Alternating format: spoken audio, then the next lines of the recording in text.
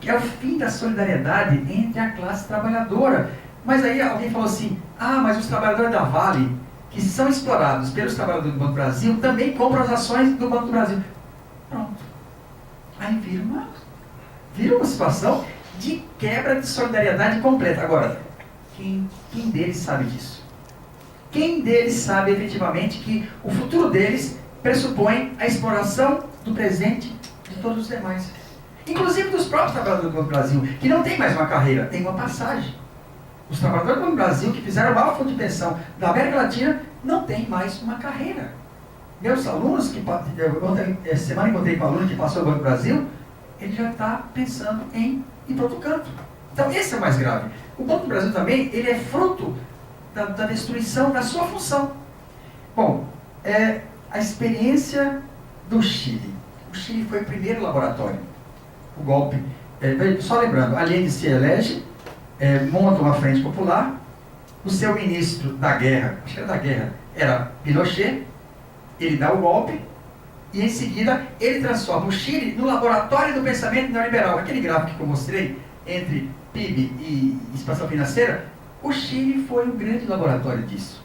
E hoje nós estamos vendo passeatas com mais de 1 milhão de trabalhadores no Chile, porque é uma situação caótica, completa. Imagina uma geração que está na fase de se aposentar e que não tem nenhuma renda efetiva. Mas não é só isso. Some-se a isso o fato de que o Estado desmontou todas as políticas sociais. Porque o Estado chileno era o Estado neoliberal extremado. E aí, esse é o dilema. O que significa você ficar sem previdência no momento em que as políticas de seguridade, as políticas sociais desaparecem? Então, o caso do Chile mostra exatamente o quê? Que o modelo fracassou, mas só agora, eles descobriram que faliu. Mas o que significa? O movimento é muito forte hoje. O movimento pela retomada da previdência pública é muito grande, como foi também pela educação. Então, não podemos permitir que aqui se faça a mesma experiência, que é um desastre. Mas não é só. Imagina quem aplicou os 10 trilhões de dólares que os fundos de pensão tinham nos Estados Unidos. Eles perderam 4 na crise de 2008.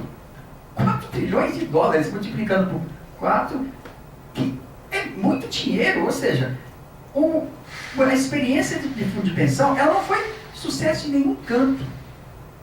Agora, nos Estados Unidos, o que eles estão fazendo? Estão tendo que apoiar. É o mesmo processo daqui. Então, contribuição definida e benefício definido. No começo, todos eram benefício definido. Então, era maravilha. Você falava, eu quero 15 mil. Só que isso, por si só, quebrava o fundo. Porque você tinha o compromisso de dar aquilo, mas as incertezas do mercado levavam ao quê? No final, o cara tinha que se aposentar e o fundo não rendeu aquilo. Então, isso por si só tornava o fundo impraticável. O que eles fizeram? Agora é contribuição definida. Porque ele pode até não quebrar, mas você quebra. Ele não quebra porque ele não tem a obrigação de te dar a contribuição. Mas em compensação, você não tem nenhuma responsabilidade. Você sabe que você está pagando e não sabe quanto você vai ter. Então, isso agora, aqui cria uma confusão muito grande, porque eu conheço gente que se aposentou por fundo de pensão naquele auge. Quando a taxa de juros nos Estados Unidos subiu de 5 para 18, foi o auge dos fundos de pensão. Porque os caras compraram o título da dívida pública, eles ganhavam 9% líquido. Então, durante a fase áurea do neoliberalismo, aqui no Brasil, as ações chegaram a valorizar bastante, só que isso acabou. Os novos agora não vão ter nada, mas aí que está. Se você conviver com alguém que ganhou muito, fica a ilusão de que seria uma boa coisa. Olha só, por que os militares, que foram os pioneiros na previdência privada, Geisel, em 1977, criou a previdência privada? Qual era a ilusão de Geisel?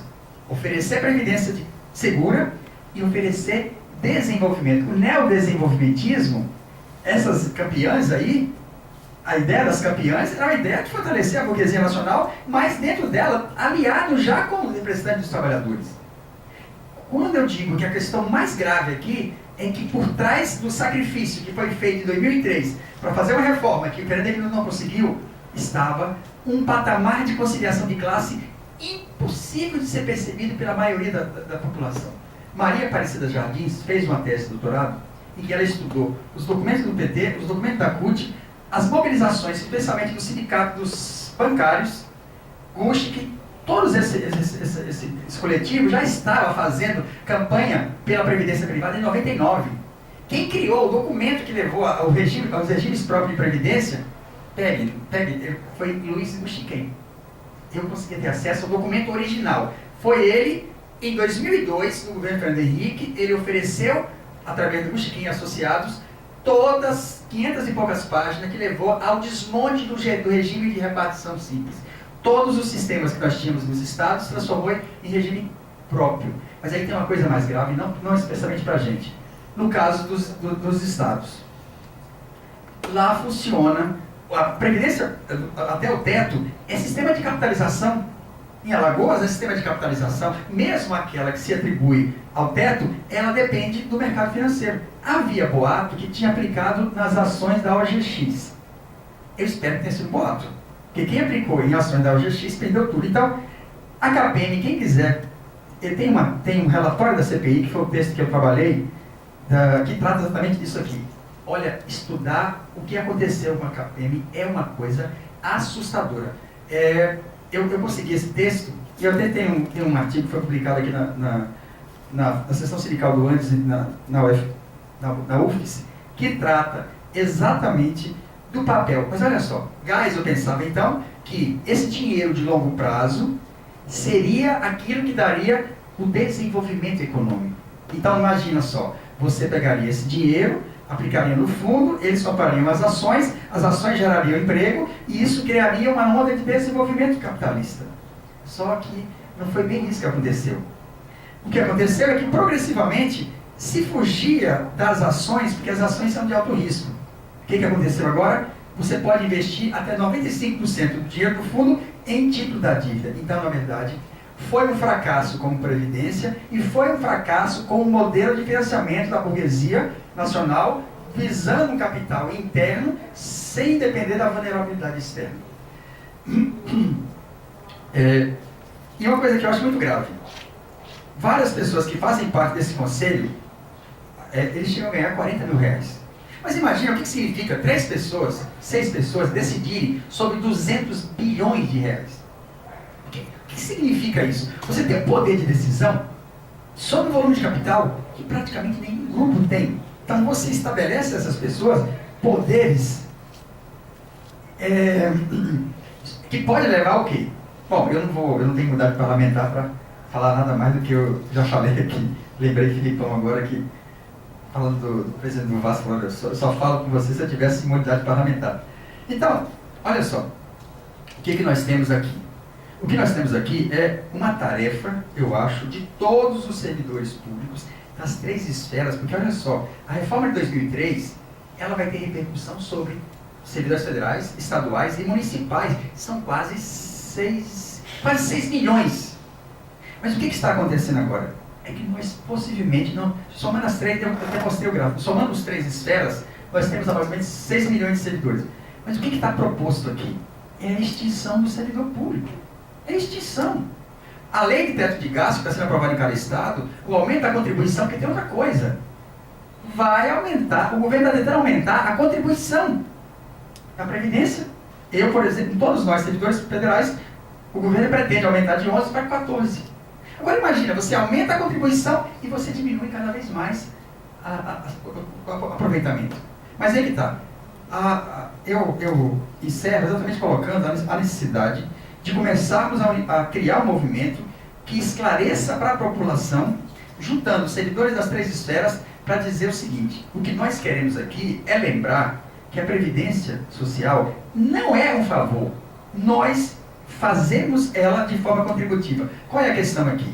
A questão aqui é que tudo isso está sendo feito, DRU e tudo mais, para quê? Aquele gráfico que eu mostrei. Aqueles 3 gráficos mostram claramente a lógica do governo, que é o quê? Cada vez mais compromissar o fundo público com o pagamento do serviço da dívida e cada vez menos com a Previdência. O que está em jogo aqui é uma tentativa de tornar o setor financeiro, em particular, ainda mais rentável. Esse setor chega a ter 32% de lucro. Então, eu acho que o mais importante aqui é lembrar que a Previdência Pública Integral deveria ser parte da nossa carreira, porque é outra carreira. É outra carreira. Não tem comparação a situação minha com a situação dos meus colegas, que estão trabalhando cada vez mais, e aí eu vejo o meu sobrinho que está no TRT, ou seja, a precarização do trabalho, ela está tornando o trabalho como elemento de adoecimento muito mais precoce.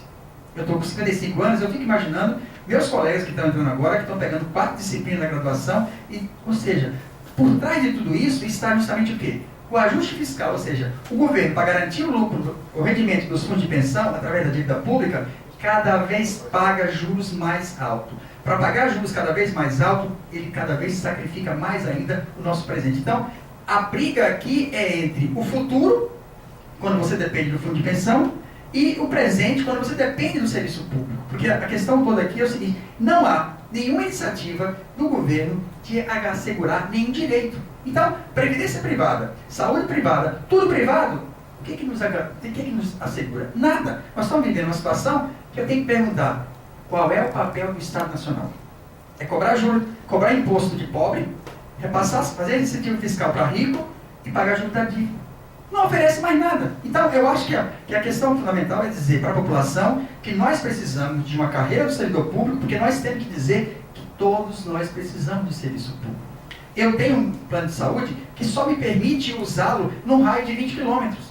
Ou seja, nós estamos vendo aqui o desmonte não só da Previdência, mas da Seguridade Social como um todo. E o desmonte da Seguridade Social é, na verdade, uma forma de multiplicar ainda mais a rentabilidade daqueles que estão ganhando com o desmonte, que é o quê? O setor financeiro. Eu agradeço o espaço e recomendo que façamos mais dessa discussão, porque a informação é o elemento indispensável para a gente. Por quê? Se nós não estivermos informados, são pegadinhas em cima de pegadinhas, e o que eles querem, na verdade, é nos ludibriar. Esse governo que está aí não tem nenhum interesse em assegurar nada para a gente. O que eles querem, na verdade, é aproveitar a desinformação para agradar ainda mais o setor financeiro que financia eles. Obrigado. Sim. Disseram que até o dia 27 tem que se manifestar, né? Tem que tomar uma posição do que lado vai ficar. Essa data aí, pô, quem gosta por quem, como é que vai ficar? É isso mesmo? Cadê o civil? É do Civile? Como é que é? É dia 28 de junho. Não, houve uma petição de vários órgãos. Pedindo para adiar o prazo. Deixa eu só dar um aviso a vocês. Se foi e se houve acolhimento dessa pauta, porque como é? Foi o Ministério Público que pediu para adiar o prazo. Para adiar, porque só tem 9 mil inscritos em 6 anos, parece que foi um pouco mais de 2 por ano se inscrever, se migraram, né? Até quem é obrigado não está aderindo. É obrigado, mas ele pode ele pode dizer que não quer. E, gente, informar que de hoje a 15, está sendo realizado aqui o debate sobre todos os projetos que estão tramitando no Congresso Nacional que tem ligação direta conosco. Então, acho que são fundamental para a gente saber o que está acontecendo no Congresso Nacional e o que vem por aí. Então, projetos que nós temos que saber o que está acontecendo. Paz, meus senhores, só para dar uma dica, só para dar uma dicasinha, estão querendo ajustar a 8.112 a reforma trabalhista. Então, é gravíssimo a gente participar desse debate de hoje a 15. Denise, a gente avisou no momento de campanha que isso ia acontecer. Isso, a gente está agradecendo os palestrantes e agradece a presença de vocês. Que dia vai ser o debate? Despede de hoje a 15. E acho que amanhã, de hoje a 15. Quem quiser ir assistir amanhã, né? 7 de junho. 7 de junho, às 13h30, aqui no auditório TRT. E amanhã eles vão estar, avisa o pessoal. E amanhã eles vão estar no TRE pela manhã e no JF à tarde. A gente agradece imensamente a paciência de vocês e a boa contribuição.